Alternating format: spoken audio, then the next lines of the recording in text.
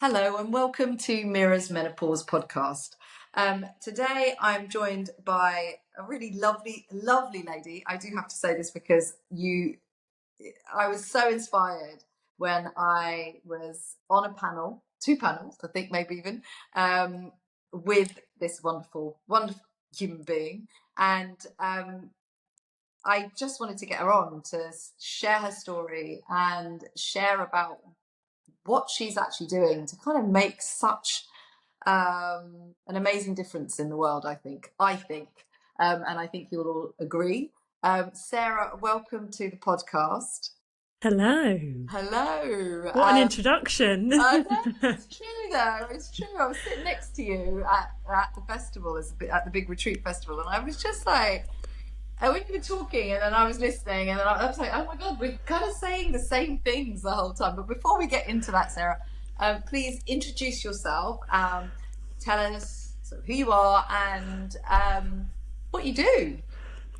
So, I'm Sarah Newman, and I am a cancer and exercise specialist, a PT for people who have had a cancer diagnosis. And I got into this job because I had my own cancer diagnosis in 2018. So I was diagnosed with cervical cancer at aged 34. And I really was quite into my fitness, and it was my control, kind of mentally as well as physically. And I found that when I lost control of my body, it became something that I really needed to embrace to help feel like I was me again. So even during my treatment, when I wasn't feeling well, I still really wanted to be outside and moving in some kind of way as much as I could. And so I thought there must be a lot of other people like me who like to move, but actually they're a little bit fearful to move and what's safe, what's not after they've had all of the cancer treatment that they potentially have had. And so I decided to retrain while I was recovering from my treatment trainer, and took all of the training in kind of a 3 to 4 month period, and then always with the intention to support people with cancer. So then went on to do extra levels to train in more specifics around movement that is appropriate for people who've had lots of different cancer treatments. So I founded Get Me Back because that's what exercise did for me. And we now support hundreds of women and some men every year, mainly online since COVID, to remain fit during their treatment, but also to help them rebuild a lot of fitness and strength after their treatment too. Yeah. See, I did say it was totally inspiring. I mean, whilst you were having your treatment, you were studying to not only help yourself, but already thinking about helping other people and thinking what they might be going through. I think, I suppose the question for me, and he touched on it a little bit, is like, if you don't mind kind of delving into that, what was life like, Sarah, for you before your diagnosis? You said you were active. And the reason I'm asking as well is because a lot of people will think, yeah, but hold on a minute, you're active and you probably eat well and do all of this stuff. And yet, you also got a diagnosis. And I don't ever think the two can, to me, it just doesn't make sense, because that doesn't equate. Just because you have a certain lifestyle or you eat a certain way, it doesn't mean that isn't going to happen to you. But tell us what life was like before. So I had my first son 2 years earlier, so he was 2.5, and I was quite carefree. I'd gone back to work. I worked in London, and I was enjoying being a first-time mum. Obviously, with a 2-year-old, you were kept very busy. Yeah. My husband and I had moved out to the countryside 2 years before, when I was pregnant with my son, and were loving living outside of London. And so I guess I was just kind of minding my own business, really, getting on with life. And actually, when they found my cancer, I was pregnant with my second child, and I was still running. I was still, it was such a huge part of my life. I'd run to and from our station, which was a good 25-minute walk. So, shorten the journey. I'd do it in 10-15 minutes if I ran or cycled. So even during the early stages of my second pregnancy, I was running. And I just felt like I was in control when I was exercising. So I guess I was eating well-ish, with the occasional treat. I've always definitely not been good with alcohol. It's kind of an all or nothing, and I am now nothing.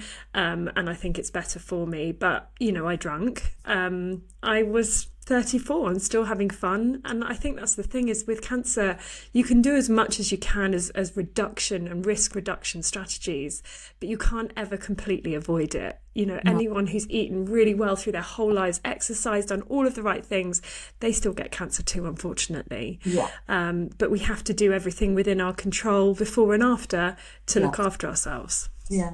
No, and I hear that, and I have a friend who has had a cancer diagnosis, similar sort of age as well, and a daughter again about 4 years old. So, it really, and again, you're just kind of living your life, right? You're not, no one's ever sitting there waiting for it, expecting it. But yeah, it's really tough, isn't it? And I think, I suppose for me, you've, like you said, you're active, but that activity is almost ingrained, and it's just part of who you are.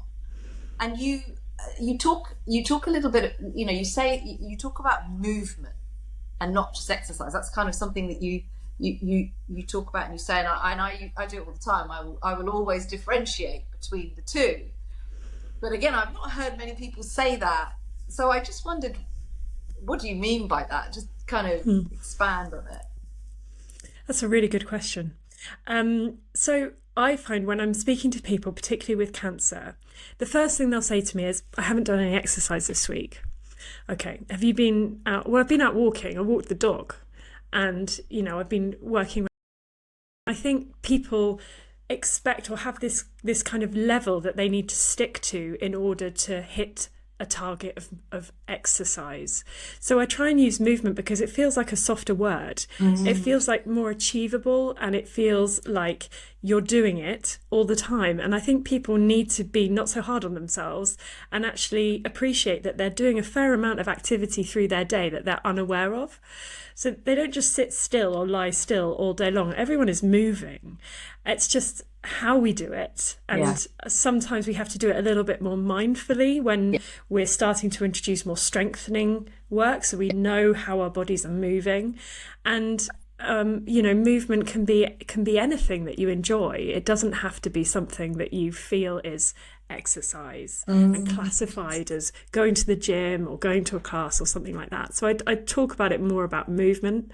I think it's referred to a lot around physical activity, which feels a bit like you're at school doing PE. But any kind of movement is really good for you. And so we want to encourage it and make people feel comfortable with it.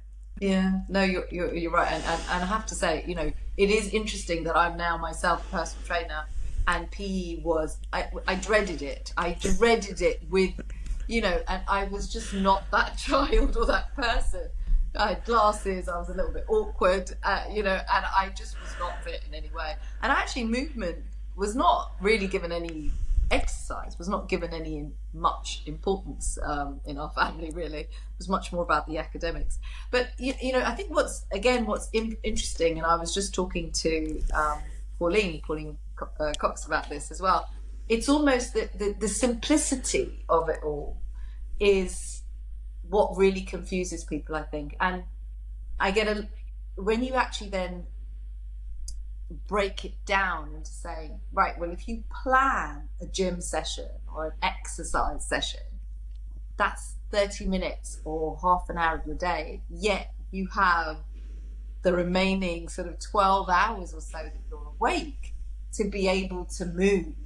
And like you say, if you just put a little bit of intention into that movement, or you do something like, I've got some of my clients who love their Bollywood dancing, and I'm like, that's fantastic, just keep that going. There's nothing wrong with that. Or they enjoy badminton or whatever that is. You've got to keep that all going. But when you're in the remainder of your day, the rest of that time, how are you? You're at a desk job and stuff like that. So you're right. It is that thing of making it more accessible to more people. yeah, in a kind of easier way. I suppose I think as well for me, I'd love to know when you, what is the, I mean, as you know, I'm sure this is a very, very long and detailed question, probably for another day. But in terms of exercise, in terms of movement, how does that differ when you are going through your treatment or even into recovery? Is it I mean, do we have to change things, adapt things? What is it that we have? What is it that you need to do, or that you've learned that we have to do to support people who are have had a diagnosis, treatment, or in recovery? So pretty much depends on the type of treatment that they've Right. had. Okay. And particularly if they've had any kind of surgery, we need to be mindful of where that surgery is, how it then impacts their movement, and perhaps their mobility and the way that they move. So, for example, if somebody, let's take it a little bit more general, is going through chemotherapy, and chemotherapy drugs can cause quite a lot of muscle wastage. And so, in order to prepare for chemotherapy, it's encouraged that people build as much muscle mass as possible. So that doesn't necessarily mean strength, it just means that they need to try and work those muscles, make sure that they've got as high a muscle mass as possible before they go into chemotherapy, because they are likely to lose a percentage of it. So if they're starting at a higher point, they're not going to drop quite so far as they would if they didn't. And the same during chemotherapy, we like to try and keep people as strong as possible. We're not trying to get PBs during this time, run marathons. We're just trying to maintain as much strength and fitness as we can through that period. And that could be, a period of weeks, or it could be months, or in some case years. Right. So, put the phone on silent. So that it could take some time to lose a lot of muscle mass, or it might happen really quickly. So when I had my treatment, for example, I had a lot of steroids to help with my anti-sickness, just to help me just feeling okay and well enough to function during the day. And those kind of medications as well can really affect your muscle mass. Yeah, so as part of my chemotherapy treatment, I had steroids alongside the chemo, particularly at the start, those first few days, and they would help me stop feeling so sick. And they could have a huge impact on my muscle mass. So making sure that I was maintaining as much of that as possible. And then when people come through the other side of chemotherapy, it's a slow build up. Our bodies have been through so much. It's quite toxic, and it's systemic treatment, so it affects all of your body.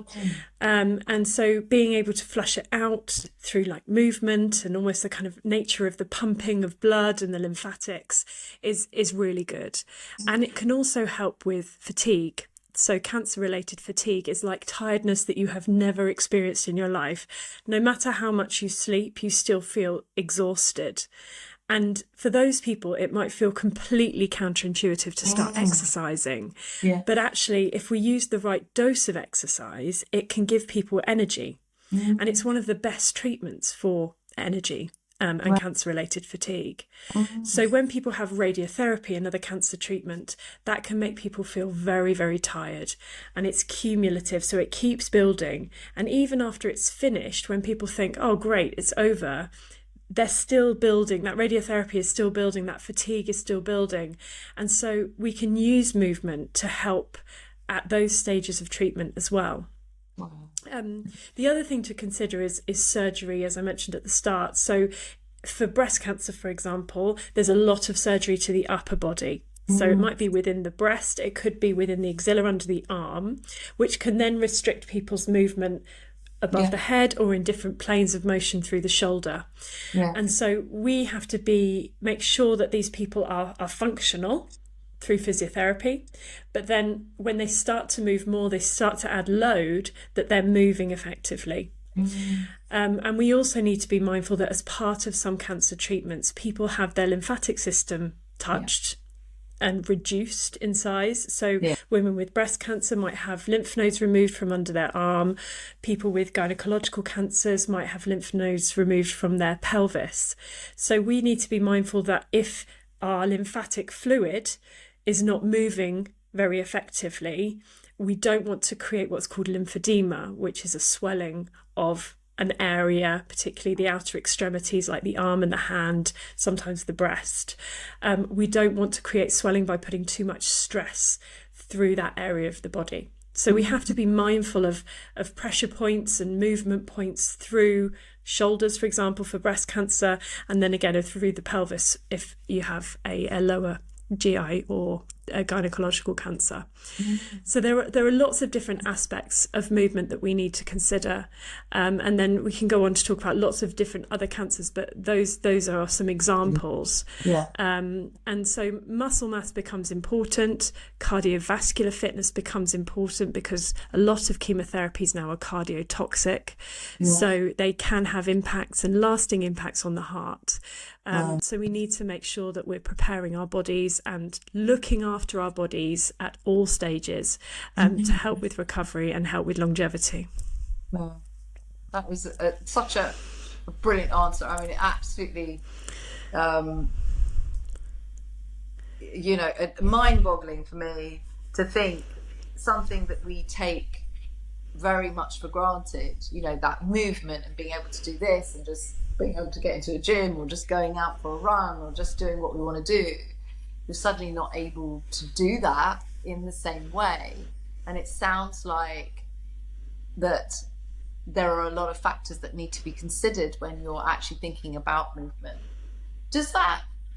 Having said that, I do hear a lot of women say, oh, but I don't want to move, I'm exactly what you said, I'm too tired, or I don't want to move. I'm a bit nervous. I'm a bit scared of doing too much, because I don't want to I don't want it to have an impact on the treatment. I want to make sure that I am giving all my attention to the treatment and not thinking about the movement. But what it sounds like to me is that movement and that exercise is almost hand in hand with recovery. Would you say? Yeah. I would say a lot of people are fearful of movement, and that's why it's recommended that they seek support from people who are cancer and exercise specialists, because then they feel a little bit more confident in the exercise prescription that they're giving them. I think movement at all stages is important, but at the right dose. It's a bit like a medicine. So we want to make sure we're supporting people in the right way. We don't want to be putting them straight to bed because they're too knackered, and we don't want to be giving them so much muscle ache that they can't walk the next day. We want to be giving them energy, we want to be giving them motivation, and it is going to be a tough slog. It is going to feel hard. But that regular movement, particularly just a daily walk, even all the way through treatment, around the garden if you have to, is really going to help with energy levels. And a lot of the research that's happening at the moment is looking at those that have a good baseline level of fitness when they go into chemotherapy. They have a higher muscle mass. They're seeing that the treatments are tolerated for longer, so they're able to put up with these high doses of chemotherapy for longer. Their recovery is faster. Recovery is faster from surgery, so getting people out of hospital faster. But they're also now looking that if people have higher muscle mass, whether treatments are actually working more effectively. So really we want to be exercising, because as you say, the two come hand in hand. We want to make sure that it's giving us energy. We want to make sure that we're benefiting from it, but we don't want to be sitting still. No, I can hear that. It's just it is amazing, isn't it, how movement, as you said, plays a vital part in our lives, in every aspect of life. Whatever stage of life you're going through, it seems to be that movement is almost the medicine that we all need to turn to in some form or another. And I think from what I can hear, and what I've seen and seen of the work that you do so far, you seem to provide a space, or a safe space, a space for people to ask questions, to explore this. Is that something that you did because why have you I could ask that question, but is it, why did you feel that you wanted to create this space? What made you feel that that was important? Well, a few reasons. Firstly, there was no information out there for me when I was diagnosed, no information about what I should and shouldn't do. The data was quite limited, I guess, 7 years ago. There's been a lot more come out since. And also, there's such mixed advice provided by both healthcare professionals and through media and every other source of information that people find. And we wanted to clarify a lot of those points and make sure that people were looking at movement on an individual basis. And if a doctor said to you, oh, sorry, Meera, you can't lift more than 2 kilos, why? Why? You know, I've got all of those types of questions. I've got 10 minutes with my doctor. I don't know why. So I'm not going to lift any kilos at all because I'm too scared to. Yeah. And I don't want people to be fearful of movement because we know now of all of those benefits that it could potentially have for them. So providing that safe space means that people can ask questions. They can exercise safely with cancer and exercise professionals who understand a lot of the treatment that they've been through. Yeah. I mean, I imagine turning up to an exercise class in a community gym, for example, and the instructor at the start saying, has anyone got anything they need to tell me? And I'd be like, well, the class is only 45 minutes. I've got a lot of things to tell you. And you don't also want to go and tell a stranger all of the horrible things that you've been through. And so from what we do in a class-based situation is no one needs to tell us those kind of things unless they've got something new to report. We generally know that everybody in the room has had a cancer, a certain type of cancer. We know the general idea of what type of treatment they've been through, and we've given them options if their knees are hurting that day, for example, because they've been through very early menopause and their joints are in agony. So we provide that safe space so that people feel comfortable exercising. They can exercise from their own home, and they are supported by people who have not only been through cancer themselves, but are qualified to support them as well. From what I can hear, there's a couple of things here. One is that it's vital that the person, well, it sounds like it's vital that the person that you get your advice from has some form of qualification.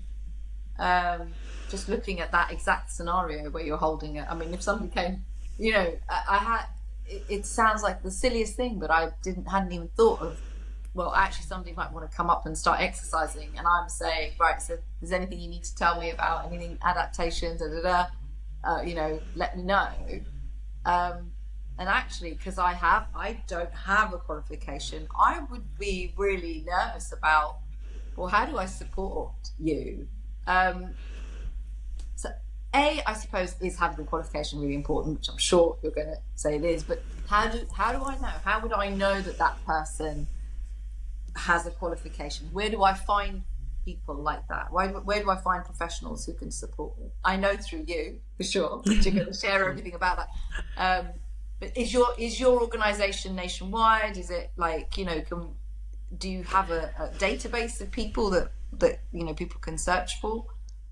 So we trained through an organisation called Can Rehab, and the charity side of that organisation has a database of Can Rehab trained instructors.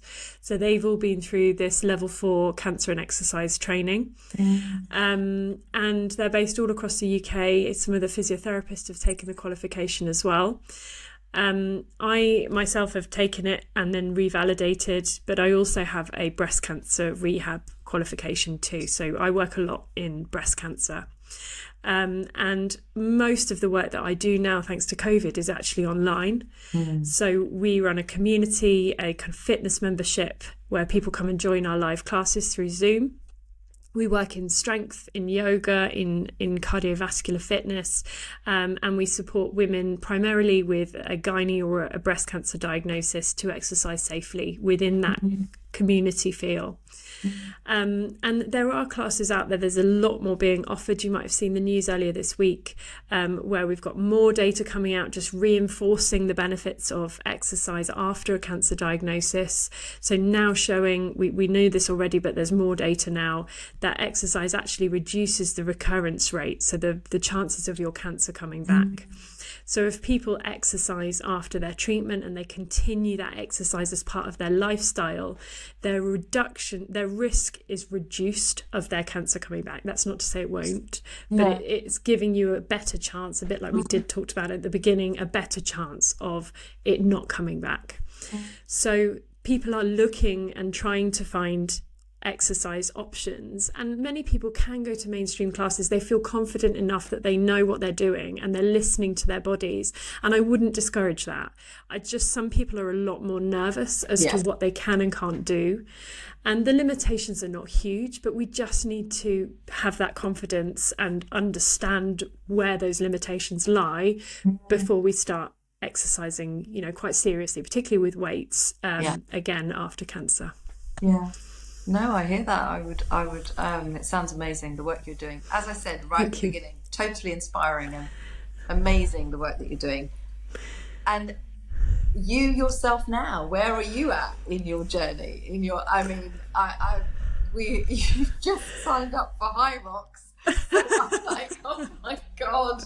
And I think I've been roped into it too. But, oh my God.